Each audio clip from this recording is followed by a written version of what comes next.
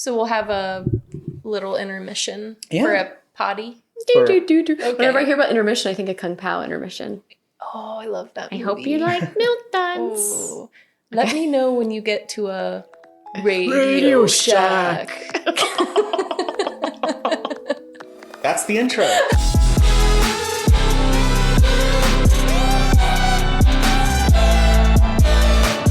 Welcome to episode 2 of the Cupful Podcast. I'm Justin Tyler. This is Kandace. And Kandace, do you want to introduce our very first guest? Yeah, we actually have a guest today. Our very first guest, Lauren Thomin. Yes. All the way from Thomin. Denver, Colorado.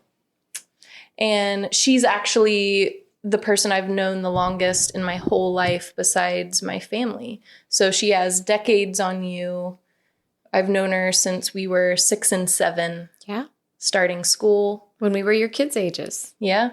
We go way back, and it's kind of fun to have her here today. She, moved away from our hometown. She's been all over the place, and it's just fun. When she comes in for a visit, we have to hang out. Multiple times, usually. Yeah. It's awesome. And we thought she would be a great person to have on today because she has so many different life experiences that would be fun to talk about, such as, different goals and things that she does in her life that makes her happy. And, she's moved all around, and we really kind of wanted to talk about her, moving around and how she's adjusted into her adulthood, being away from, where she began. So. All right. Well, yeah. Well, so we'll get into a little bit more about Lauren here in a second. I just wanted to thank everybody who watched the first episode, and hopefully this keeps going. For viewers, we have a 2-camera setup this time, so you're seeing Lauren, you're seeing us. It's all good. And speaking of seeing Lauren, I'm eyeballing her T-shirt she has on right now. Yeah, if you want to stretch back a little bit. Yeah. So my husband makes music as like a hobby, but he creates all of his own album art as well. And so he spent a lot of time cutting out different pieces of masks that he found on like Google Images and put them in together in these like really distorted, creepy looking mask amalgamations. This is my favorite. He named it Mr. Mascot. And so he made me a shirt with my Mr. Mascot. He's the friendliest looking. The others are a lot more kind of like horrifying. So this was most t-shirt friendly. It's equally adorable and terrifying at the same time. My parents don't get it. I think it makes for a great t-shirt. I thought it was hot dogs when I first saw you. And then when I looked at it further, I was like, this is an awesome shirt. It's a little face. I think it almost like, it terrifies me more. Like, I don't know if you can see this, viewers, but the lips kind of overlap the nose a little bit. And I'm just like, oh, what is happening here? Yeah, he has a version that it's actually embroidered. Oh, wow. This little face is embroidered. It's perfect. So I thought that you would be a great guest because, as you've kind of talked about, you and your husband have really, eclectic kind of hobbies.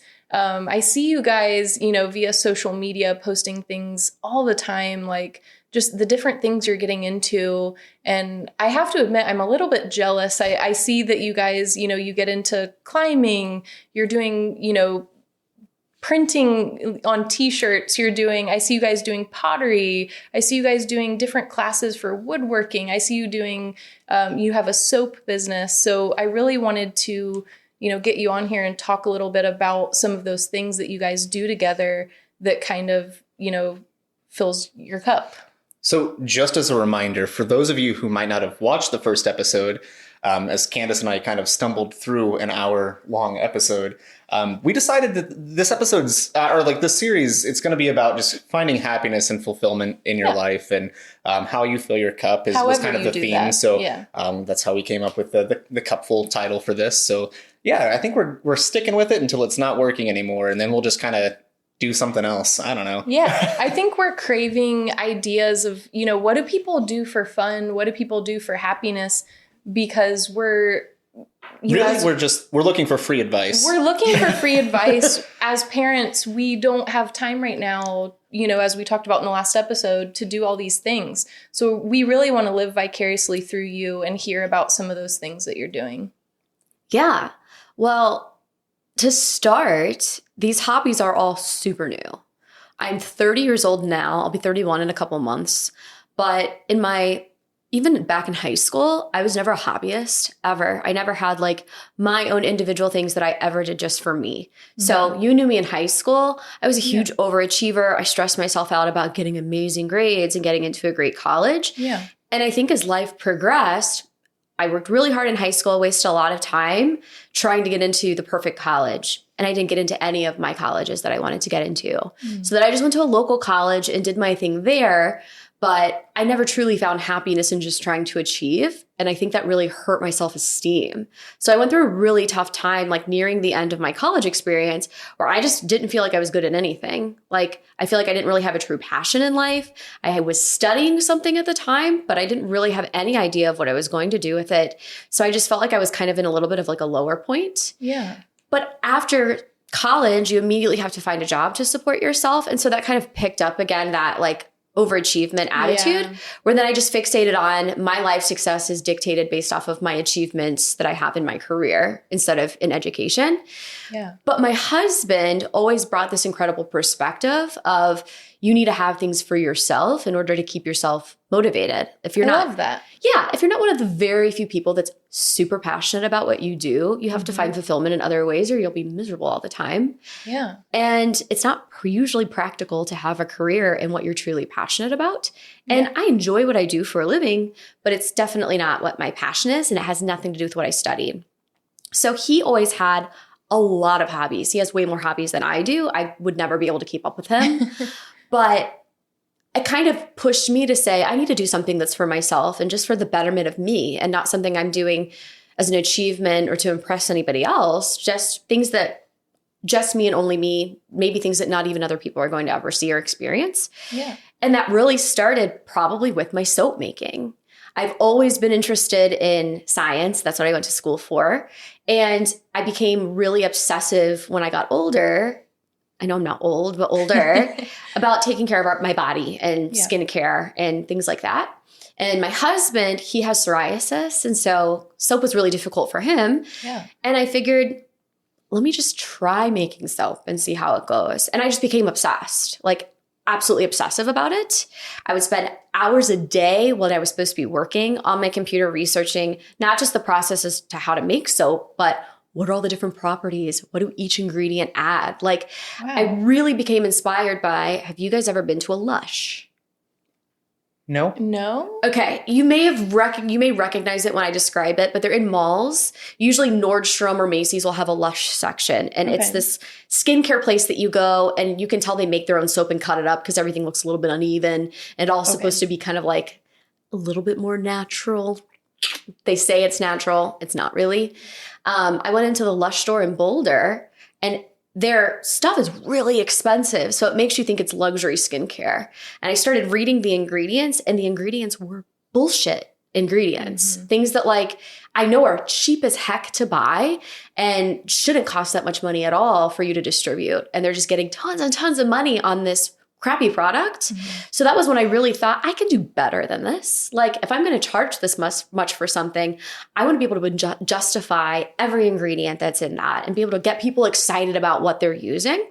So I really became dedicated to the cause of using super quality ingredients in my bar soap. I love that when you went to, the store and you're looking for soaps for your husband or yourself, I love that your first gut reaction was, how can I do this better? Yes. Not like I 100% would probably go home and start looking on Amazon and just be like, oh, what, like like body friendly soap can I use? What, I would start researching, soaps or brands that use like more clean ingredients. I love that you literally just started your own soap brand and you know what you're doing. Like you've researched this, you've learned a lot of things like in your professional life too, to be able to help you do this, I know. So you kind of have a leg up on a lot of people, but I just love that you are such a problem solver. Like you went towards that to, find a good soap that you could make yourself rather than just finding someone else to buy it from. I think that's awesome. was more fun that way, I guess. Yeah. And I don't know why that was the turn of events, because honestly, maybe it was because I was just looking for something so much, a hobby that I could be interested in, that I just decided this sounds like everything I would want to do. It mixes the science with the skincare, but also I'm not a naturally artistic person. Kandace is the best artist ever. She has always been able to like draw the most funny little comedic drawings, but also like really cool stuff too. Oh, you slipped the Candy nickname. I did. We were just talking about this earlier. I've spent the whole entire, all of my adult years trying to get, rid of the nickname Candy. My parents thought it would be a great nickname for me. So at this point, who's known me since I was a child. And it's very few people now that I interact with. It's just my family, you, and that's pretty much it. So if I ever run into anyone, maybe from high school too, they may say that, or, from younger years, but, that just goes to show how long I've known you. That's like your go-to name for me. You were 5. And I know, I don't blame you either. I've known you almost my whole life. So, it's wild. I love seeing like how we've kind of went through all of these life stages together. We grew up elementary school together. We lived like a mile away from each other, if that, constantly at each other's houses.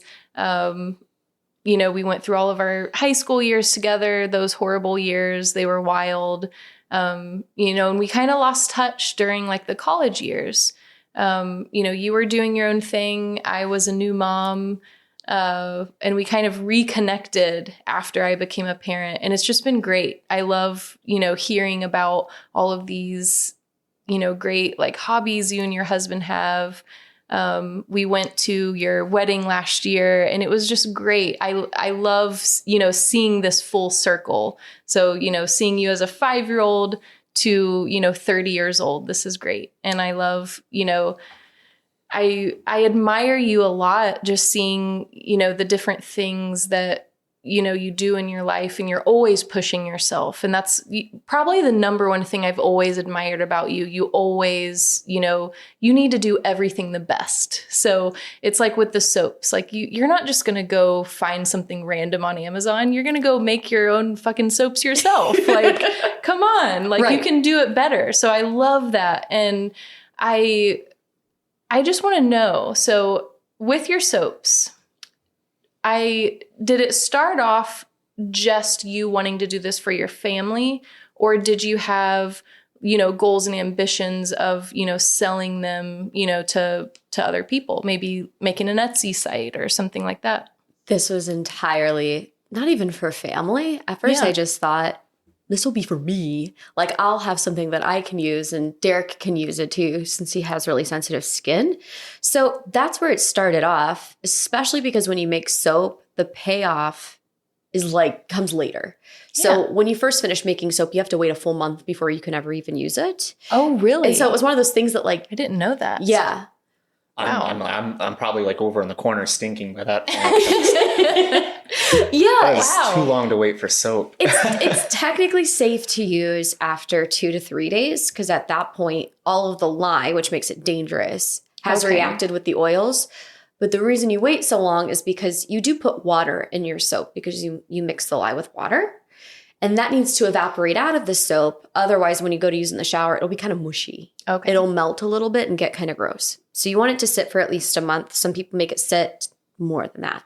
So it wasn't one of those things that I could do where I would gain a lot of steam and really quickly, because I tend to do that with other hobbies. I'll get really, really into it until I burn myself out. And then I'm just instant gratification. 100%.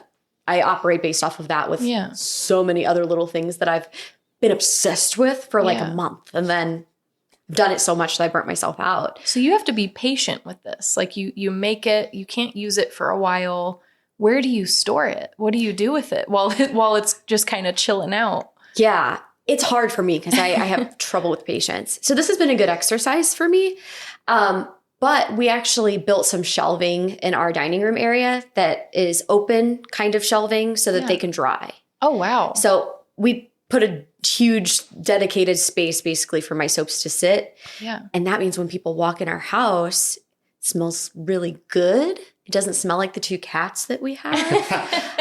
It just smells like essential oils and lavender. That's amazing. So it's you don't good. have to Febreze your home or like put in some Not little usually. plugins when you're having guests over. That's awesome. No, that is really great. Like, I hate more than anything in the world when you walk into a house and you just smell cat. It's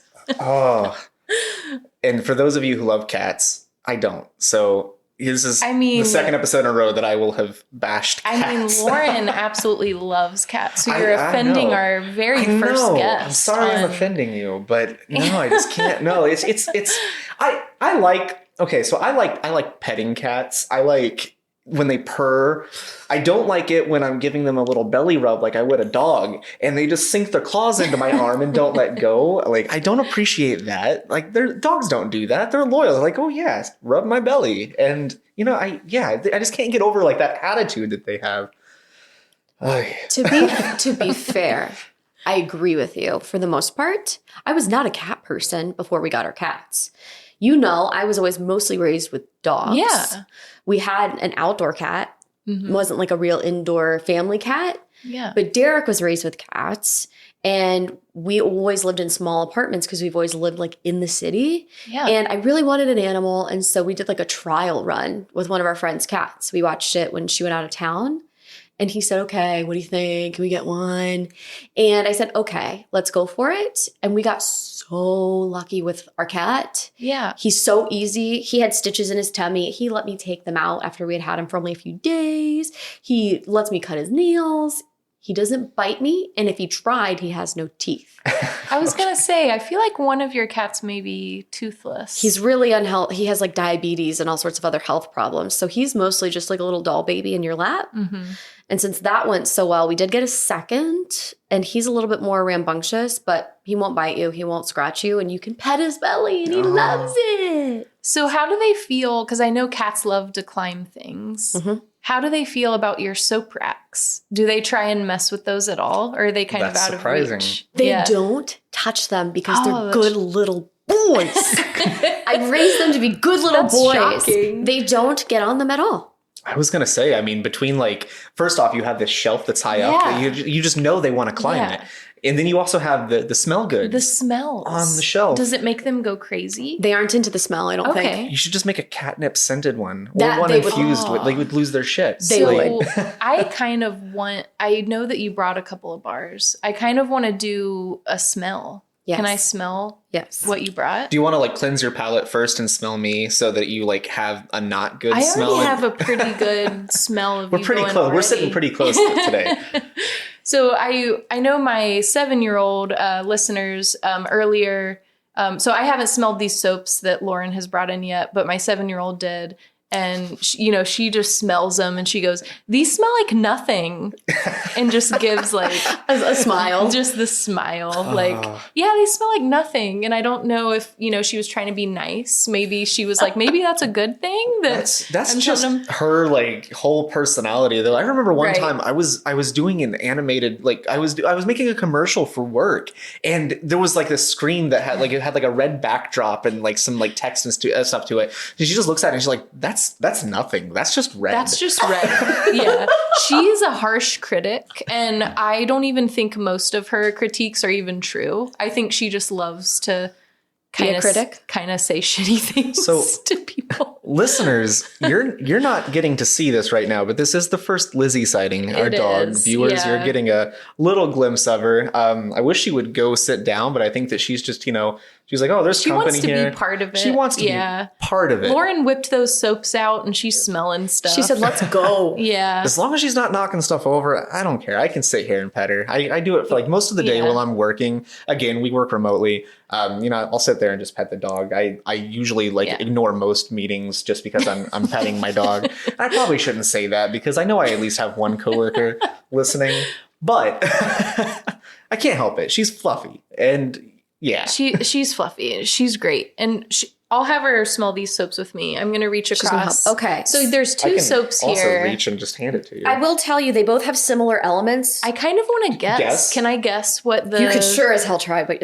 you're not going to guess. I'll guess a little bit. This one you could maybe. This one, there's such weird oils that I use that you probably So won't. you're just using excited essential oils in these. I don't use any artificial colors or fragrances. So the colors I make using different botanicals and clays, and then the fragrances are essential oils. Is this like this is eucalyptus? delicious. Close. So Very close. I think there's some tea tree oil in this. Is there? No. There's mint. It's not spearmint. It's not peppermint. It's mint. Okay. Okay, it's peppermint. Wow, I was off. I could have sworn it was a tea tree. That smells delicious, though. It's another that's nothing. camphorous That doesn't smell like anything. essential oil, which means that This both smells eucalyptus delicious. and tea tree have a little bit of like a camphorous smell to them. So obviously, by the smell, I'm not going to be able to guess like one of your oil bases. Are you using like coconut oil in this one, or what? What Yeah. is in this one? Okay, That one is my holy four. I use coconut Okay. oil, olive oil, shea butter, and almond oil. okay. So yeah, this smells Yeah, really, really it good. smells so yummy, and so when you smell it, you get this tingle just in your nose, and you know by using it, like your whole body would just feel amazing. Like I love that minty smell, or minty flavor, Refreshing. scent. It's refreshing. So let's try the second Oh, one. wait, let's hold No? on. I'll hold off just a moment before we smell the second one. I'm just curious, with all the research that you've put into, like soaps and like their effect on the skin and everything. What are some horror stories? Like, what are some things out there that like you absolutely like need to stay clear of? And Yeah.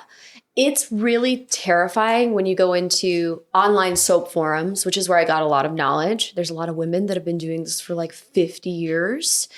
There are a lot of people that are my age or younger that just want to hop into a hobby without researching. And this is something you have to research because you're using a caustic chemical. You're using lye, which will burn you. Yeah. So when I soap, you have to wear gloves. You have to wear goggles so it doesn't splash up and hurt your eyes. You will hear horror stories of people not using proper lye safety. So one part of lye safety is you're supposed to, when you mix the lye and the water together, you put the lye on top of the water. If you put lye in first and water on top, the lye will actually make the water so hot as it comes in that it will pop up and potentially hit you in the face, like boiling caustic water. People will do that. The other thing that people will do is they won't use a recipe, and you have to have a certain proportion of lye to your oils, and each oil that you use has a different property. So the ratio isn't the same across all oils. You have to actually put all of your ingredients into what's called a calculator, a soap calculator, to tell you how much lye you add. What is a calculator? it's a soap calculator. It tells Yes. you how much lye to put in the coconut. Exactly. Duh. So people won't do that. They'll just say, I'm going to mix some lye with some oils, and then they'll have a lye heavy soap. And when you use it, you burn your skin. Oh, that's So- horrifying. Most of the horror stories are like physical burns related. Oh, no. Horror stories, or things where they left their lye water sitting out and a child or their pets got into it. No. Preferably cats. Not mine, because mine are good boys. So have you refined your recipe over time, or has it basically stayed the same? I've refined it a little, but I Okay. got very lucky that I feel like I did enough research up front. The first recipe I created has been pretty much my mainstay. I wouldn't say that I changed the recipe, but I've learned ways to put it together that are different. That's what's more changed my soap. Okay. Have you had any oopsies? I'm really lucky that I have never had a dangerous oopsie. The only oopsie that I have had is, since I use essential oils, they're considered volatile aromatics. They can accelerate the chemical reaction that takes place between the lye and the water, basically by making the solution extremely hot, which your soap already gets hot when you let it sit and you let it like cure overnight. But this makes it get even hotter. So what will happen is the hotter your soap gets, it starts to solidify. So there are certain essential oils that I've added to my like lovely velvety mix that I'm about to pour into a mold, and it turns hard immediately. They call it turning into soap on a stick, where you then have to scoop the soap out and try to push it down into your molds, and then it looks like boogers. It's like really, really gross. So that's really the only big oopsie that I've had. Okay. Speaking of boogers, have you ever considered doing like the Birdie Bots every flavored beans, like just foul smelling soaps? I haven't, although some of them that I make, people probably think are foul because if you don't live in like a crunchy city, not everybody is into like the natural smells.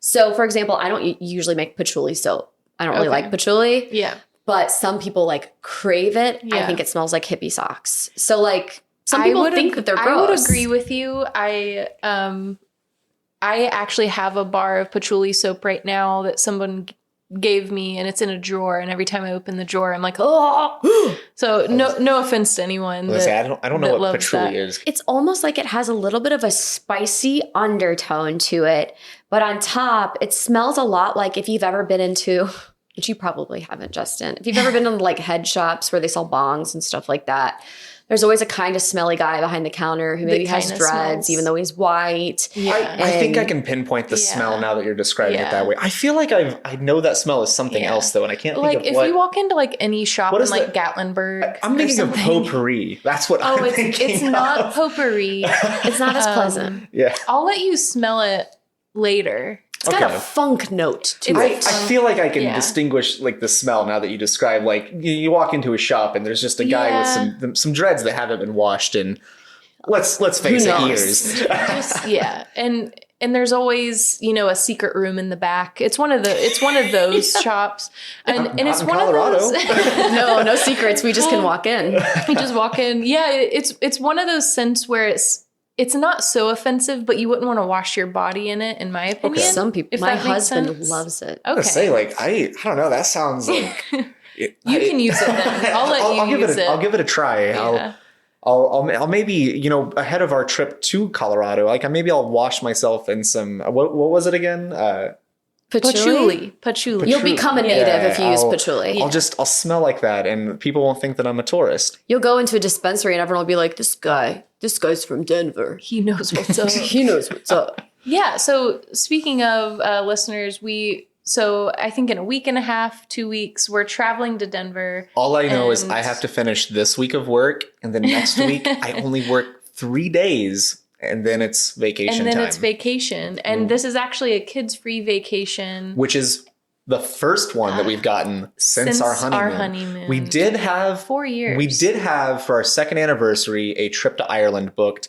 And then what was that thing that happened in 2020 again? I don't remember. I keep forgetting. We made that joke last time. We baked bread. It was COVID. Yeah, it was COVID. We were supposed to go to Ireland, and instead I got to spend the next 7 months trying to get a refund. So we're just now getting back into traveling solo again without the kids. We've done a couple of Gatlinburg, Hilton Head. We've done some trips with the kids. Yeah. But this is our first time, outside of our honeymoon, getting to travel together. So, we're still staying domestic. We're not going international. Not this time. But we're going to Denver. And Denver, Colorado is a bucket list place for me. I've always wanted to go. And I've only ever been in the Denver airport on a layover. So this is going to be so much fun. And it makes it even better that we get to see Lauren. This is where Lauren lives. And so she lives in Colorado. Her and her husband live in Colorado right now. Like we said at the beginning of this episode. She's going to give us all of the, the insider tips on where we can find the shops with the guy that has dreads that he hasn't washed and smells like patchouli. We want to go in the shops that smell like patchouli. We want to eat good food. We want to do all the things that Denver people do. So she's going to show us that. What do Denver people do? I mean, I'm totally honest. You walk around Denver and everyone is literally smoking weed. You smell it everywhere. My mom could not believe that we'll be walking to my apartment and I live in a really nice area of town. It's just weed. Or when Derek and I first moved in, we live in an apartment. What? Your apartment? Are you saying? Well, yeah, but my apartment complex. Okay. And it was when we very first moved there, we're walking through the really fancy neighborhood that we live next to. We live in a little apartment, but we live next to a really fancy neighborhood with big, beautiful homes. And in the backyard, there's hippie couples in their giant homes enjoying retirement, smoking doobies, playing Bob Marley or whatever else they think is cool. And then peace, everybody, as we're just walking by on the sidewalk to get pizza. That's just how people are. So are these people wow. who, you know, decided in their 60s upon retirement, like that they were hippies? Like they probably weren't in their youth. Like they chased, they did the whole rat race. They did their Yeah. That's true. And they're just enjoying life now. Man, that sounds amazing. nice though, because you kind of and that's what we keep getting back to, listeners. Like we are in this situation where like we're so busy with the kids and life and work, and it just kind of gets in the way of those things that, like, you know, at my core, who am I? Discovering yourself as an adult. And I'm looking forward to those years. I mean, not that I'm like trying to like wish away our kids' like youth and everything. No. Like I love, like, you know, having little ones. They're about to get to an age where I'm probably not going to love it so much. Yeah, they're getting up there. Their time, like, as like cliche as it sounds, time really does fly. So I feel like I had toddlers yesterday and they're all getting into, you know, being older and just being annoyed of us and all of that. So, you know, time's flying, we're all getting older, and I'm realizing I don't know what I want to do for fun for me. So these are great conversations. I'm hopeful though that, like, in my twilight years, like post-retirement, I can still discover myself. If I decide I want to be a hippie and move out to my fancy neighborhood in Denver and smoke a doobie while listening to Bob Marley, like sure. Sounds pretty nice. Yeah. It sounds ideal. This is something Derek and I have talked about a lot as a couple, because it's something I think that's more important to him than it is to me.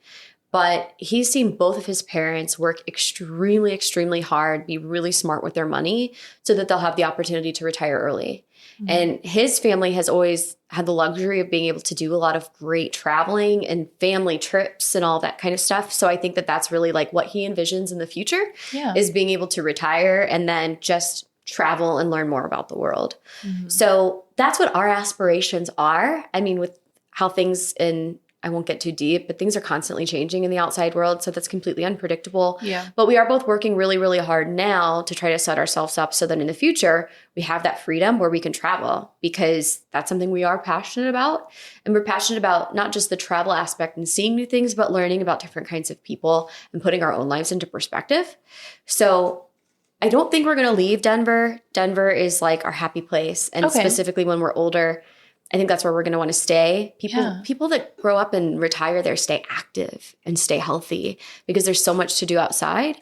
So I think we'll stay there, but we're not the type of people that we live to work. We don't love our jobs. Like, I enjoy what I do, but I don't want to work my butt off until I die. Like some people, that's what they look forward to.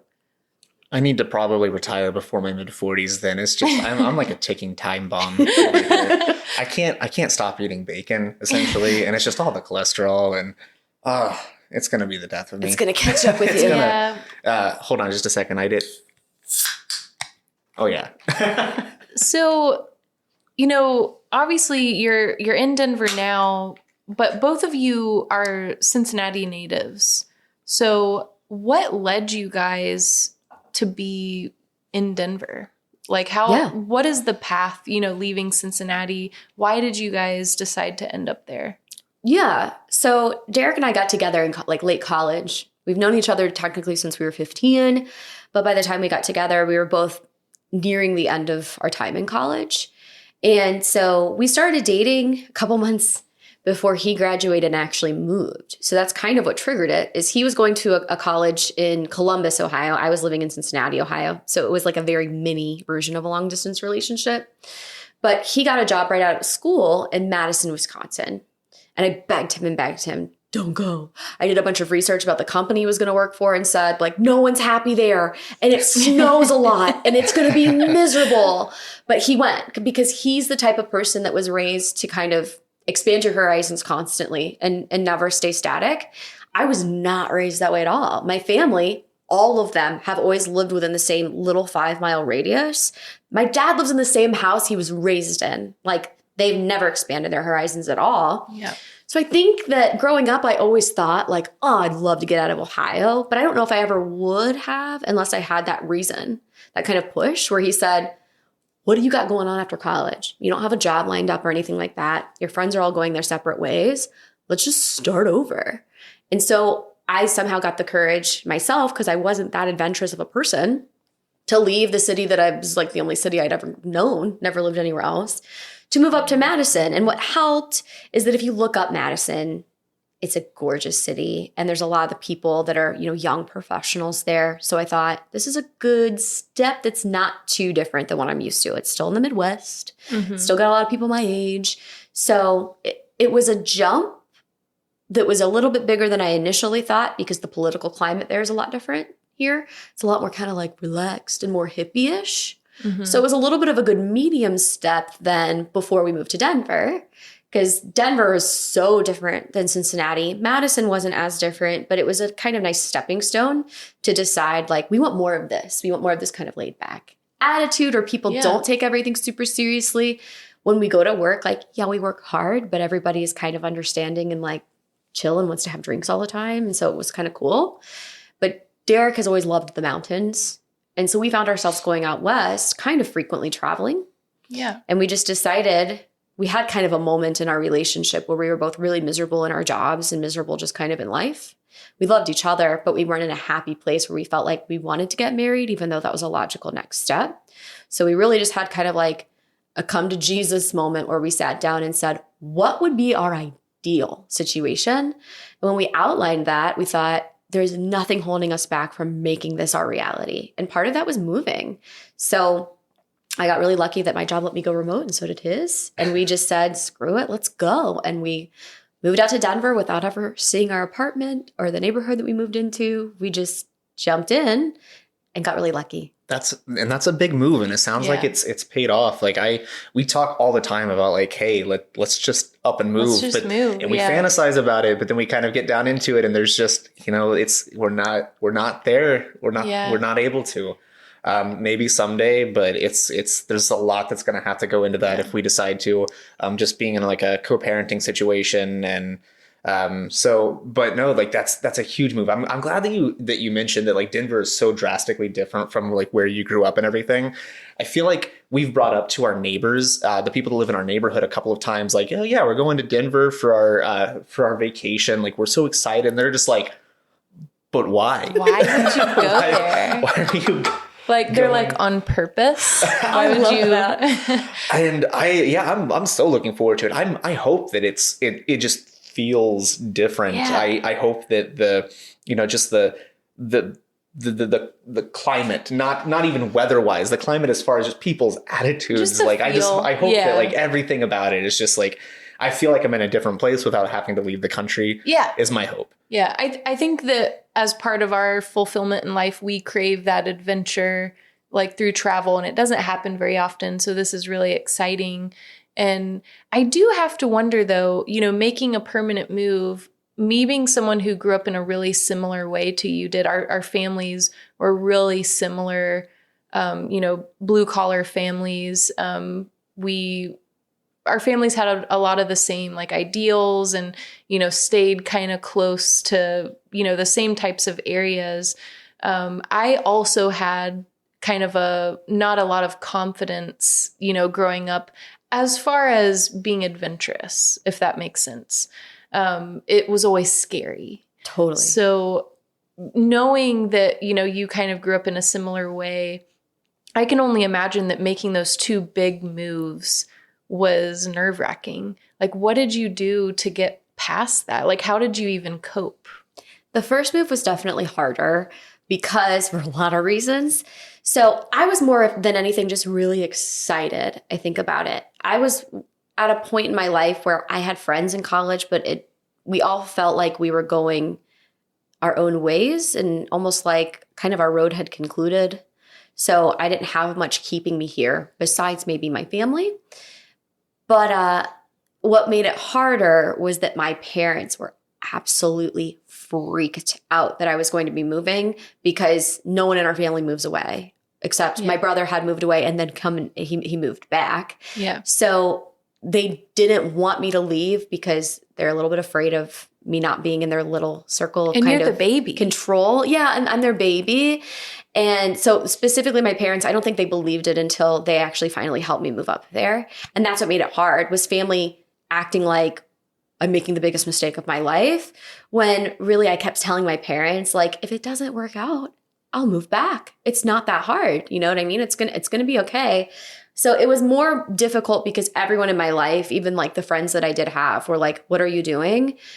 And Derek and I hadn't been dating that long, to be fair. We'd only been dating for a few months, even though we'd known each other for a long time. So I think that really freaked people out. They were like, you're making a bad decision. Because I made a lot of bad decisions in college, you guys. Like, holy cow. We all have. Yeah. So I think that my parents were like, she hasn't been logical in years. We can't trust this decision. But once I moved there and got a job, I think that really put their minds at ease. And having that separation from my family and from what was familiar to me helped me just kind of put myself out there in every other way of my life as well. So the move to Denver wasn't hard at all. The move to Denver was just exciting. We're doing a new thing in our life. Like, we're going to our home place where we're going to stay forever.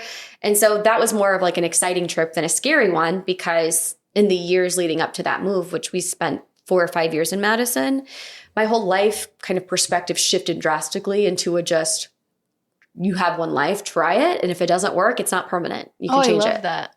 That's great. Would you say that so that move out there and that separation from your family and like everything that you grew up with, was that really kind of the catalyst for kind of just launching you into discovering like who you really are? Like, you strip away all those things that have always been a part of your life, and suddenly you find yourself like, all right, it's kind of a blank canvas. Like, I can be whatever I want and kind of just go for it. It was really cool because like you said, I had kind of had the same ties, like this is my identity all through growing up. And everything kind of was completely gone that I had always relied on. So it was the first time where I'm going into a situation where not only do I not know the people, but there isn't an easy way that's allowing me to meet people. I'm not in school. People aren't forced to be around me anymore. You have to go kind of out on your own and go on a limb and just act like you're confident, even if you're not, to put yourself out there and meet people and find opportunities. So I think that really helped me just learn to put myself out there and not be as self-conscious. I think growing up, I missed out on a lot of opportunities by being really self-conscious and never feeling like I was worth it to maybe like have special experiences. So it was really nice to be able to completely, and I know I didn't completely reinvent myself, which is what I think makes it even more fun, is I think I just more deeply discovered what's important to me. My personality is, I feel like when Candy and I hang out, our personalities are the same. Like, it's just like we were younger. We have the same stupid senses of humor. We revert back to like 5th grade or 6th grade humor. Yes. Even though we've known each other past that point, it's always like, what are all of the inside jokes from like 11 years old? It's embarrassing, but it's really fun. But I think I was able to then just build a confident side of me that I never had before. And that's led me to like putting myself out there to learn new skills that in the past I wouldn't have taken a woodworking class because I would say, I don't belong there and I'm not going to be worth anything if I go. But then you just learn, who cares? Like, just who cares, dude? Cares? Nobody cares. Have you taken a woodworking class? I have. Tell me about that. Yeah. So when Derek and I first started dating, we went to a wood class, or not a wood class, a wood shop, because he was buying wood to chop up and char and put in bourbon that he was trying to ferment in his college room. as you do. Yes. So episode 3, Derek Thomin will be. And when we were there, I saw that the wood store had like large machinery that you could go in and take classes. And ever since I saw that, I've wanted to do it, but it's not something you, I don't know, ever actually thought to find, seek out, and book something. So for Derek's birthday this year, we're past the point of giving each other gifts because we're adults. And if we want something, we buy it because we don't have kids. Yeah. So we can do that. And so we do experience-based or vacation-based things. And we had both talked about doing a ceramics class. During COVID, we watched this great pottery throwdown. You all should watch it. It's so good. Is this like a competitive pottery show? Okay. It's like the Great British Baking Show, but pottery. But pottery. Lovely. So. Yes. Or like Iron Chef, but pottery. But lovely because they're British. Yes, they're Potterheads. Oh, yeah. So I couldn't find any ceramics classes that were open, but I saw a woodworking class. And I said, remember back when we saw that woodworking class, would you want to take one? And I've always wanted to learn how to turn wood on a lathe. So you put a block of wood and it rotates, and you take these chisels to it as it's rotating to carve into it and make designs. I watch videos on YouTube all the time of just people doing that, and they'll have like the wood and like that was that like that epoxy like resin stuff. Like, exactly. It's so that's cool so to watch satisfying. that. Yeah. Satisfying. Oh man. To watch. So is it hard? I wouldn't. I don't know. I don't want to say no. It was easy enough to be able to take a class, but the class that we took was an 8-hour class. So it was a full day class where we turned pieces of wood into pepper mills. So some people like made really blocky ones. I made a really sexy, shapely, curvy pepper mill. Derek made a really Curves for days. Derek's is really phallic. Like the top is like a mushroom tip. It's like pretty Was phallic. that by choice or is that just how it happened? My boss brought it up, and then Derek was like, dang, he's right. He's like, damn it. Yeah. Time it's for just- class that's number what he 2. envisioned in his head. So So I wouldn't say it was hard. Here's what's interesting about it. It's really dangerous. Okay. And the class that I went to, loved the instructor. He was awesome. You can tell he's been doing this as a hobby forever, and he's doing this in his retirement because he loves it. But he did not care about safety at all. So there wasn't like a beginning part where they were like, keep your fingers behind the tool guide or you'll rip your fingers out and get degloved, or like be careful with the chisels because they're really, really sharp. You need to literally wear a shield over your face because as you're turning, the wood chips fly into your face. So he didn't do any safety. Luckily, Derek and I brought our own safety glasses because we have them. So you kind of just had to use your own common sense right there. Like, okay, if we're working around this material, we need to keep our fingers. Yeah, and with certain kinds of wood, if you turn really fast, the wood will start to catch on fire. And he didn't. I was using cherry, and I was in the middle of sanding, and it started to smoke, and I had to be like, "Whoop!" He didn't tell me that was going to happen. Oh my God. So how did you feel rolling up into this class and just putting on your like safety goggles and like, you know, you're prepared safety wise, and like, you know, everyone else in this class is probably like who have not been informed of the dangers of it. They're probably like, look at this dweeb. What the hell? Look at these losers with their goggles. I felt kind of proud that we rolled up with stuff because the other people that were doing the class, 2 of them were experienced people, and you can tell that they just like the social aspect. So they have their own lathes at home, but they come and take classes to meet other people. But there were a few women we were the youngest people by far. Everybody was over 40.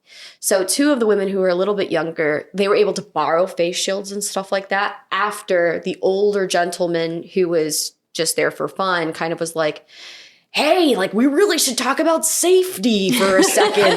So he wasn't the instructor, but he kind of recognized like these people have never done this before. Like, let's just do a little disclaimer here. You guys should put on face masks. He's like, hey, here's a crazy idea. Yes. How about we protect our like vital extremities? And you So know. it probably wasn't necessarily safety neglect. It was probably more so just on the instructor's side. Just he doesn't really teach a whole lot. He doesn't like, oh yeah, I need to tell these people who are Bad complete preparation. newbies at this, like you need to be safe. I think he's just doing this for fun. Yeah. And to him, when he's at home, he might not even be that safe. He might not need to be as safe because he's more experienced. I don't know. But there's a good chance that to him, he's like, I'll just get to turning. And so that's how he starts the class is we're going to get to turning, even though I don't know what I'm doing and I need to be a little bit careful. Would you take another woodworking class? Is this something that you're looking into doing again, or was it kind of a fun relationship, you know, builder? We loved it. So we are already planning on taking another class. So the place that we went, lots of cities have them. It's just called Rockler. There's other wood places called Woodcraft. They're 2 like chain lumber stores that do these classes. So we looked into other Rockler classes, and they are doing what's called wood turning. So not wood turning, bowl turning. And it's kind of the opposite type of turning than we did with pepper mills, where you're turning the outside. With bowls, you're turning the inside to make it bowl shaped. So we said we wanted to take a bowl turning class, but the instructor was so nice. And he said, my parents said this sounds shady. He said, if you can't find any reservation slots, because they only have 7 slots per class, call me directly. Come over to my house and I'll teach you how to turn a bowl. I have a lathe.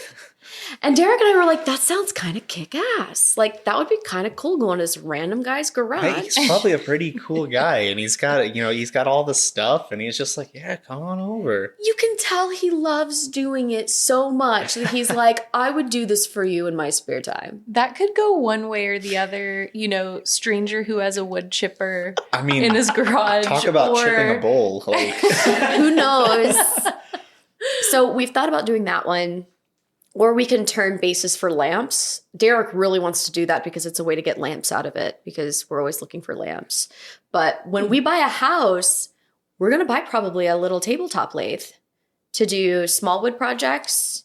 It's a little bit safer. Yeah. And then maybe eventually we'd buy a fuller size lathe. hey, and then you can put lamps in every room.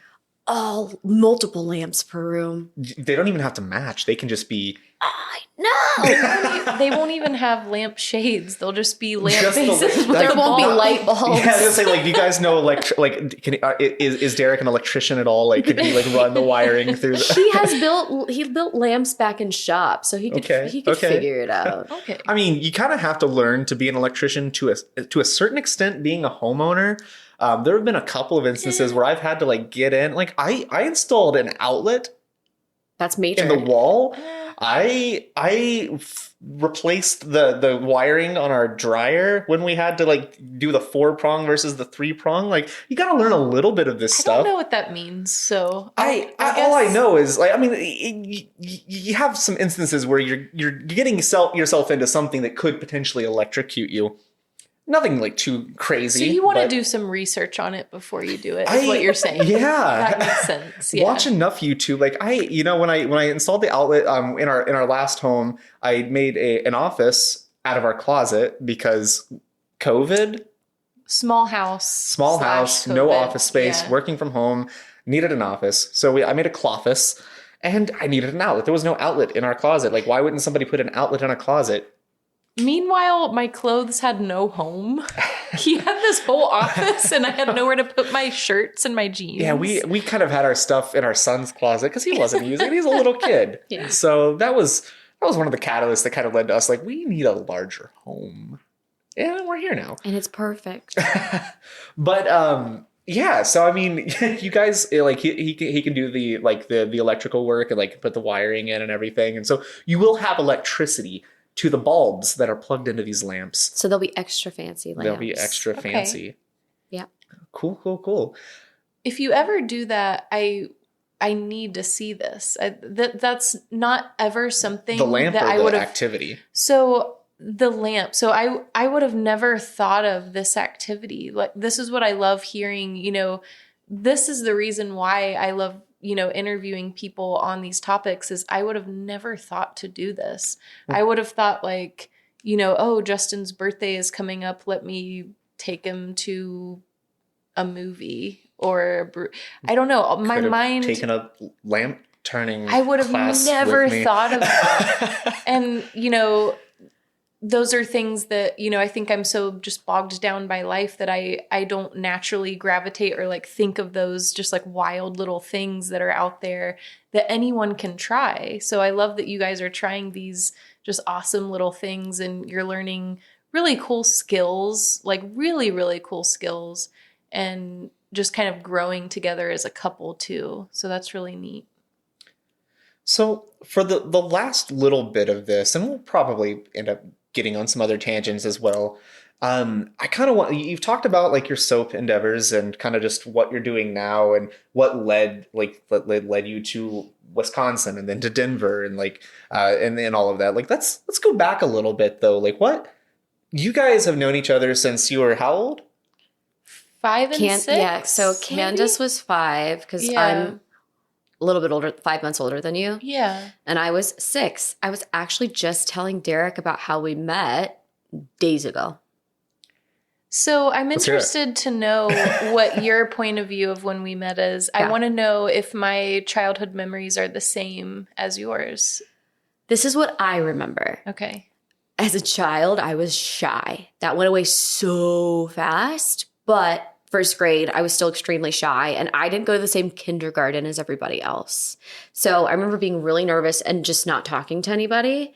But I do remember one day that you asked me if I wanted to play with, I think, you and Carly at recess.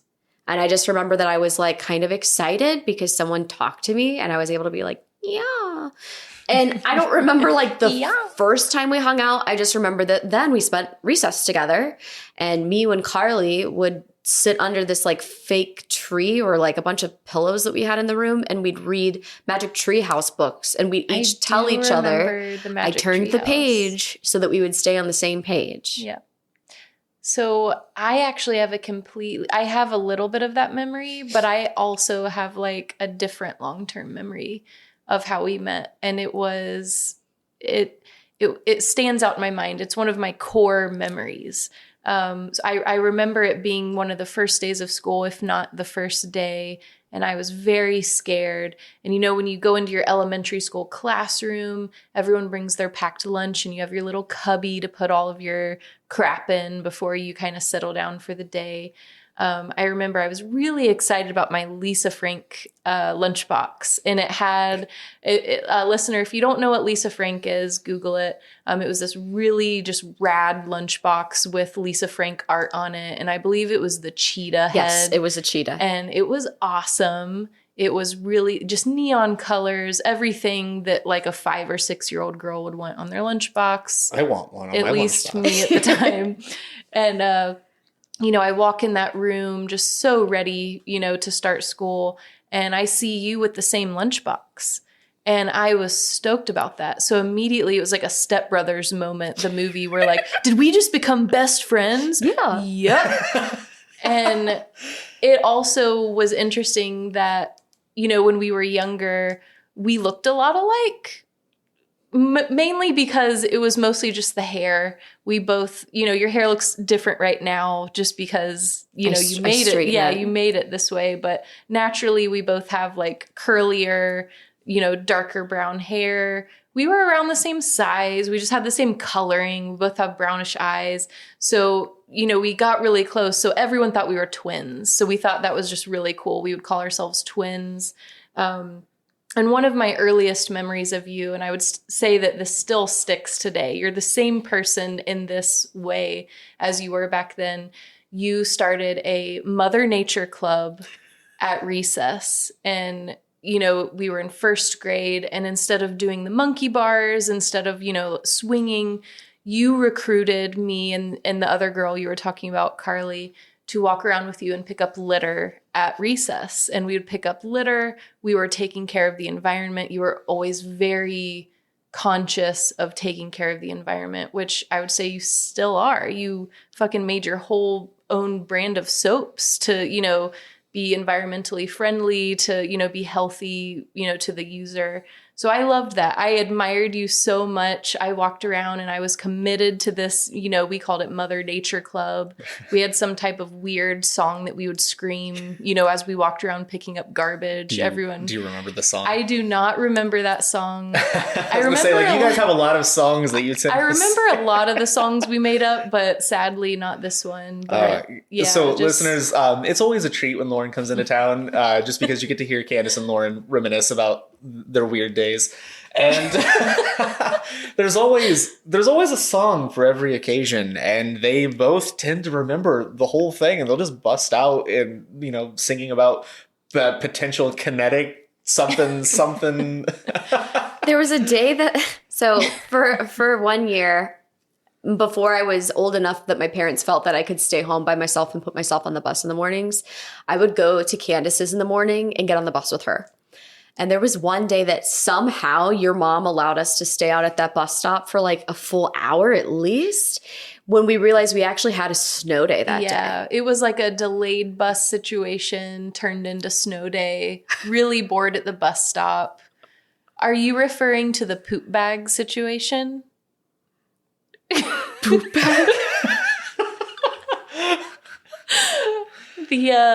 I might be thinking of a fat guy with a poop bag. With a poop bag.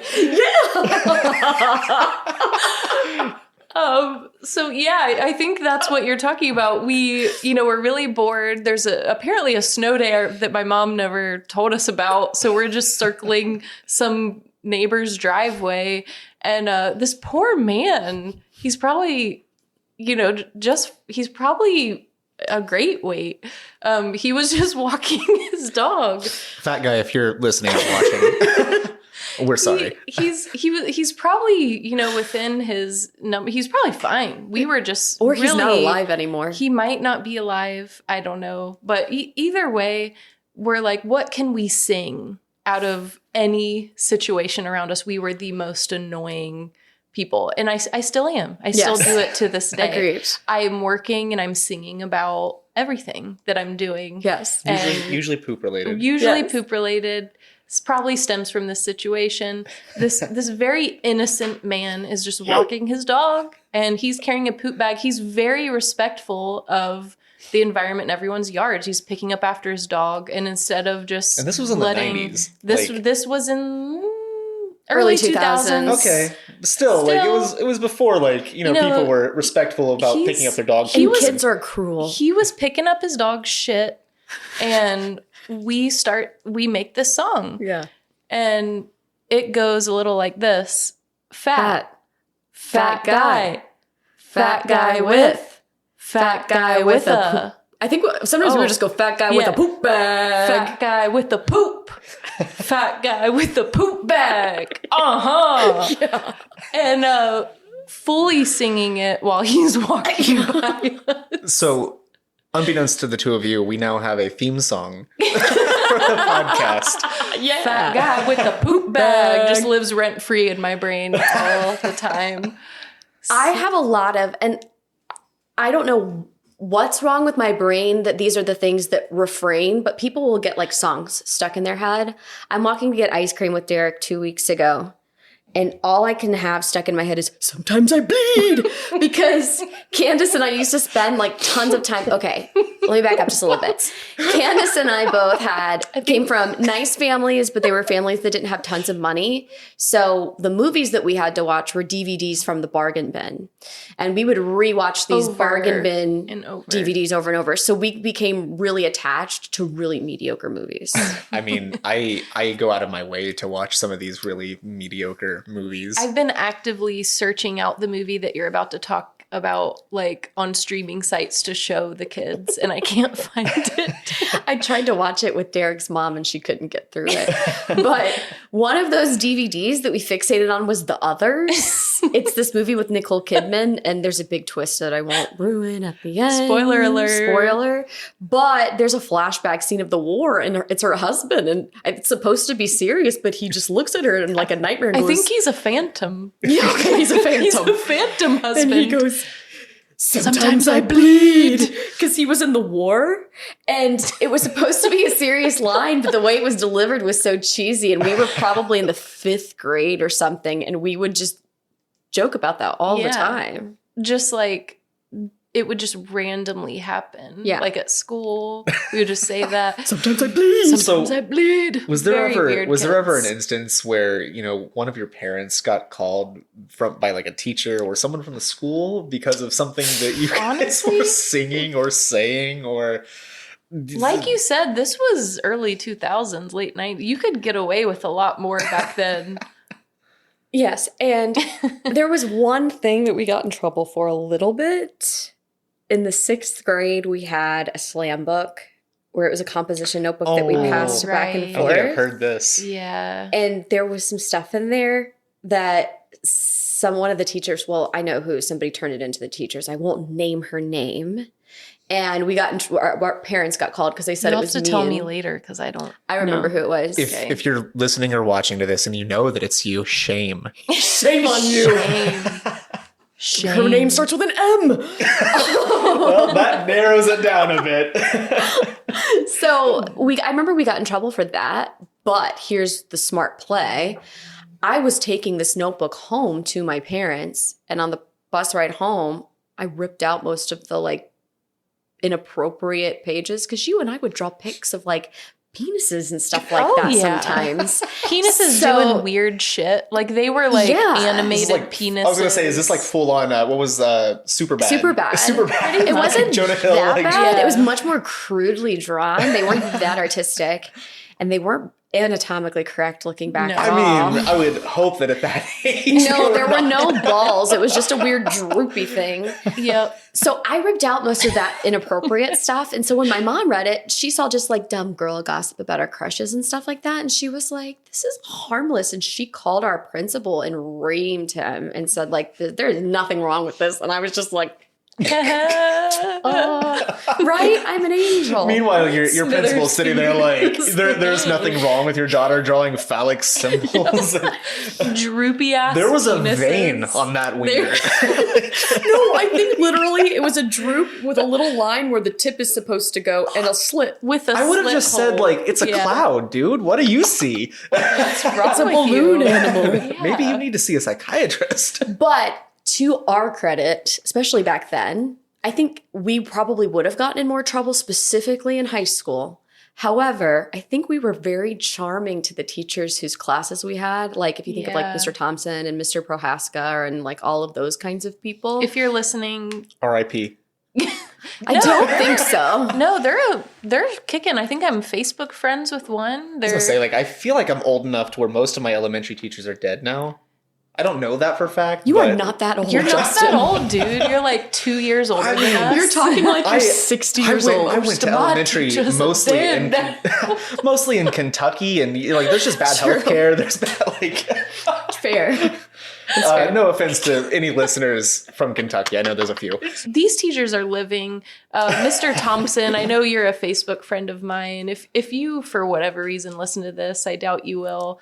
Just know that you had such an impact on our lives forever. You taught Your us speech that abdicate abdication. means to step down. We would make fun of our teachers, and like I think they found us endearing for some reason because we were so weird that I think Yeah. they were kind of like, these are some odd people. Weirdos. Yeah. And you know, we listened to you, Mr. Thompson. We soaked in everything you said. You actually influenced my love for history. I have to say, I'm a huge history buff. I remember all of your lectures, 9th grade lectures. They were great. So if you're listening to this, I literally just met someone last year that became a teacher because of him at a wedding. he was great. Derek and I went to a wedding for a friend of his, and one of his friend's cousins came up and we were talking about how we both went to East, and he was like, I'm going to be a history teacher. I'm graduating college because I had this guy named Mr. Thompson. And I was like, abdicate means to step down. Listener, if you can't see what we're doing, we're just doing these very strange like gestures. If you want to see what they're doing, go over to our YouTube Go to channel, YouTube. the Cupful Podcast on YouTube, and watch it there. Nice plug. Well, yeah. I'm such a visual learner that his like strange gestures he would do. To I'll emphasize remember. Yeah, words. he would emphasize words and terms that we had to remember for tests, and I literally will remember those. Into my years of having dementia, I know that I will. I'll be walking around. coming. Abdicate Just means to step down. Trench foot. And my great grandchildren would be like, "It's okay, Grandma. Let's go to bed. Let's take your pills. Let's take your pills." Yeah. I hope that I forget all of this so that when you're randomly like doing your thing, I'm just like, what? I'll be so scared. It's a message she's trying to send you as she's dying. There's a lot of mid-2000s movies like that with weird amnesia. Yeah, So that was a maybe trend. It was a trend. But speaking of weird movies, that was our childhood. Mm-hmm. That bargain bin. We would become upset. Over Well, and over. minus here's a non-bargain bin though. In the first grade, when we had no business to have this movie memorized, we knew everything about the Austin Powers, The Spy Who Shagged Me, or was it the one Yes. before that? International Man of Mystery. The first one. Yeah. International Man of Mystery Are you is, sure? is the first Okay. one. Spy Who Shagged Me was the second We one. knew every word. Your mom sewed you a Mr. Bigglesworth that was naked, like a little naked Mr. Bigglesworth stuffed animal, and the wedding singer. The Wedding Singer. We would sing the songs from Wedding Singer. I don't think there's Yeah. anything inappropriate in that day and age about first graders watching those. Like they were like what, PG-13? So, Yeah. I mean, we would shout lines from Wedding Singer that had, you know, really foul language in it at recess. His angry song where it's, but it all was bullshit. It was a goddamn joke. And when I think of you, Linda, I hope you fucking choke. In the first that's grade at recess. So that's like not appropriate. But I guess we both had brothers that were the same age, that were 5 years older. So Not we to were, mention that like famous Shaggy song, It Wasn't Me. That Oh. was, you know, So that is one song that like all the kids our age had no right no singing. right singing that. No Yeah. right. And Yeah. I find myself saying like randomly around our kids, like it wasn't me. And they'll repeat it. And I'm just like, oh no. Like, okay, I don't show them this song. Don't like gotta be Yeah. careful with that. Yeah, it makes you think all the things that we were doing at the age that, you know, my kids are now. I just wonder, Most of the what parents are they doing? What are my kids doing? at trampoline and recess? underwear. Most of the parents on our block and most of the parents that we know would probably like come at us with like torches and pitchforks if they knew like Oh, I mean, I like to think that we were good kids, but, you know, reminiscing here together, I don't know if we were. I think that for the most part, we were good kids. Like we didn't do like the drinking and all of that kind of stuff. We would sneak out of our house, but it was usually just to walk around and play lame tricks on neighbors, like Yeah. leaving eggs in their front yard with ham and leaving a note saying, I can't take care of my egg babies anymore. Here's the last food that I have, this ham. Please use this to feed and take care of my babies. And we drew a dead face with X's and cracked one of them so they would think one of them didn't make it. oh no. Oh man, didn't Poor egg my baby. mom drive us to do that, or did Nope. we? We just went and did that I one was on say, our own. is your mom that cool? I don't know. Well, her parents would go to bed, and my house was easier to sneak out of than yours. And it's funny because we would sneak out and do the most innocent, the most innocent stuff, and we thought we were so bad. Huh? We just wanted to take walks. We would walk. We would walk like miles, like around my neighborhood. And mom and dad, you know, you guys would crack the garage door every night for the outdoor cat to be able to come in. And we would just roll under it and sneak out. And I don't know if my parents ever knew. They probably know. They're probably not oblivious to that, but we were out all night. We would be out till the sun would come up. we would be out all night. Just living our life, having a good time. We were never drinking, never No. doing anything like that. We were just being Walking. weird and kids. thinking we're so bad. We're so 'cause we bad. snuck out. Yeah. I feel like nothing very scary ever happened in your neighborhood, even though you're the one that lives in like a proper neighborhood. We had one kind of scary thing that I remember in my neighborhood where I had a birthday party and a bunch of girls came over and we all, you know, snuck out and we're walking around my neighborhood because we lived next to a church that had a playground that we would sit at. And we walked past one of my neighbors' houses and a man walked out that I didn't recognize and said, "Hey girls, come get in my bag." And he had this big brown fabric bag. And we were all 12. We were 12 years old. Like a burlap sack? It looked like kind of like a burlap sack. And we were all like 12 years were old. like so 12. we were little kids, something that you wouldn't want, like, you would get arrested for messing with little girls. Never say that to a kid today. No. I mean, Unless- he might get arrested still. I don't know. We should probably investigate. I don't know who it was because my neighbor Hank lives there. I don't know who this guy was. It wasn't Hank. He wanted children in his bag. Yes, and we And ran back to my We house. ran, and we literally used that as like a greeting to each other for like 4 years after. Come get my bag. Get my bag. And we never thought to tell our parents. Well, that's I didn't because I thought they will make sure I can't Yeah. sneak out. And so yeah. I just never told them. And we kept doing it. We didn't really have any sort of sense of security back then. We No. would just do whatever. What a life. Yeah. What So Crazy I'm gonna times. take this opportunity to inform the two of you that we are getting toward the end of the podcast. Like I feel like we really hit our stride and time has just started passing. And this is already probably going to be a little bit longer than even our last one. But I want to spend like the next 5 minutes kind of just wrapping up and like yeah, appropriately. So so I was curious about like just kind of your guys' childhoods a little bit and like some of the shenanigans you got into. Yeah, we and could go on forever about that. and just like some of the things that you like what made you happy as a kid, like versus like we already got into like some of the stuff that you you do as an adult. How do you think that childhood happiness like really ties into like where you're at now? Like is there any of that like you wish you had more of that, or talk about that a little bit? I do wish I had more of the childhood happiness because as a child, I didn't have to do anything to be like, as long as I was hanging out with someone I liked and that we had like a good rapport, which you and I, we could just like bounce off of each other for days. We could just sit and not do anything and have a good time. Like I remember just sitting like in your basement when it was hot in the summer, we didn't want to go outside and just like riffing off of each other and making up dumb jokes and one-liners and like other stupid inside jokes that no one else would ever know. You guys should have had your own podcast back then. We should. I think we even did some like fake. I got this Barbie karaoke box, and I think we would do fake like we radio did some shows, recordings, yeah, which would probably be comedy gold. They were. I wish you still had that stuff. They were, looking back, probably hilarious. We would just record. We had our own like radio type show.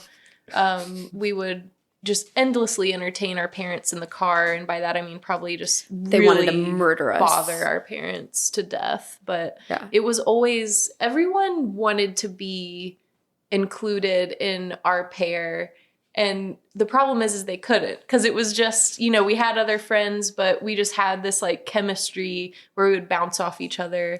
So it was just fun. Third wheel syndrome is a real thing. I've been feeling it most of this podcast. I'm trying to jump in and have my funny anecdotes. It's just, you guys are like stealing the show though. I don't know that we're going to be able to top this. Like I said in the beginning, like she has decades on you for, I know. It's a different time, we are married, so you can have some, kind of security in that. But I've known this chick for so long, and it's just been so great, talking to you in this like kind of formal setting. Yeah. We would be having the same conversation even without the recordings and all of that. We just knew, we had to grab you for our second episode because, we don't get to see you that often.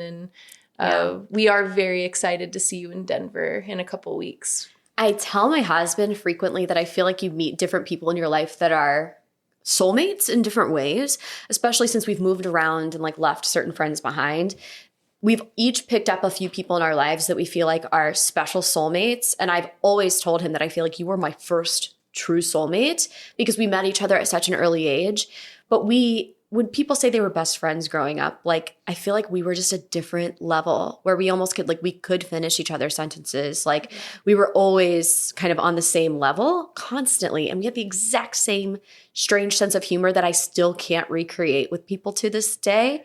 So you just have that like special place where you don't meet people in your life that you click with this way very often, but you're one of those people that I feel like we will always be in each other's lives because you don't find this kind of relationship easily at all. You really don't. And that's well said. And I think that's why when I'm around you, I find myself reverting to my younger self. And it's because it's so easy.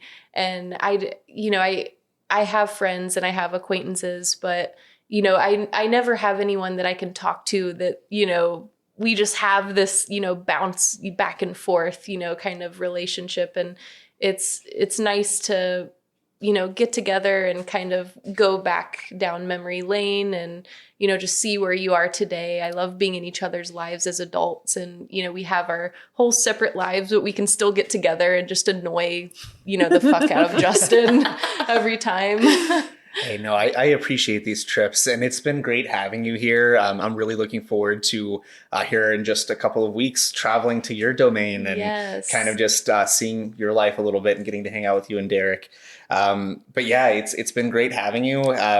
Just real quick, I mean, I don't know if you have maybe like an Etsy shop or anything like that for your soaps or anything you want to plug. I'll give you a chance to kind of just talk about that for a second. Yeah, absolutely. I do have an Etsy. If you look it up, it's Barely Bar. That's Barely bar, like a bar of soap. And yeah, I post all my new soaps on there. But if you become good enough friends with me, I'll just give you soap. I don't like selling it a whole lot. It's so much more fun to give it as gifts. Speaking of, I got to smell that last bar. Oh, I never yeah, got to we smell forgot that last bar. You got to guess We what it smelled is. the minty bar and You won't guess what that one is. It's too random. oh. Is there rosemary in there? The other one is rosemary. Oh. What? That one's rosemary. So the other one that you smelled was rosemary Okay. mint. Okay. And this one is not rosemary. No. It's a There's similar definitely- poultry spice. Okay. Oh, man. Is it thyme? The other poultry spice. No, they're both parsley, sage, rosemary, and thyme. Am I right? Sage. Okay, I It's was going to sage. say, like, Okay. It's sage and marjoram, Wow. which is why I said you wouldn't guess it. I've only seen that Yeah, word in I a would've- cookbook, so I would never guess that, Yeah. listener, that her soaps, I've tried her soaps too. They last forever. They're amazing. Not like other, homemade, type soaps that you may try that last one wash. They last forever in your shower. They're amazing. You should check out her Etsy shop. They, not sponsored, but not sponsored. but hey, by we'll plug her because Barely Bar. they're awesome. They're amazing. They smell great, and she's a freaking scientist. She knows her shit. She makes great soap. So yeah. Thanks, guys. Yeah, well, yeah, thanks for sharing your soaps with us and coming to be on this. Viewers and listeners, we I think that we've committed to Friday releases weekly. Is that what we've decided? Yeah. Friday So, release yeah, so that you be on can the lookout. ignore your, Ignore the that- afternoon that- at yeah. work. Just kind of start Last your day of the week. podcast and Go into get the started weekend early. with a good conversation. yeah. I'm Justin Tyler at JN Tyler on Instagram And I'm Kandace Tyler. at Oh, I wasn't going to plug my Insta. I don't know. I feel like we got links for that in the show we got to have notes. some sort of consistency. Yeah. We do have somebody lined up for the third episode, so we are officially full on doing guests now. Yep. And I believe for episode 4 we have a special treat. We're going to try to pull this off. I don't know if we're going to be able to do it, but we're going to try to podcast on top of a mountain. We are. So in Colorado. we're gonna try really hard. It might not be as long of an episode because I don't know that I can talk that long without losing my breath. You will lose your breath. So we'll figure it out. If we can't, like, maybe we'll do a little segment of it up on the mountain and then head on back to our Airbnb and record the rest of the podcast. But we're gonna try to do something fun for you guys for the 4th episode. So be on the lookout for that. And thanks for tuning in. We still don't have really a slogan for this. We did finally come up with a name, but get your cup filled. No, Cupful. still not. Whether it's with beer or with water. With water, with Lauren Thomin. Thanks so much for talking with us, Lauren. I had fun. Thank you. Bye. See ya. Goodbye, you guys. Cut.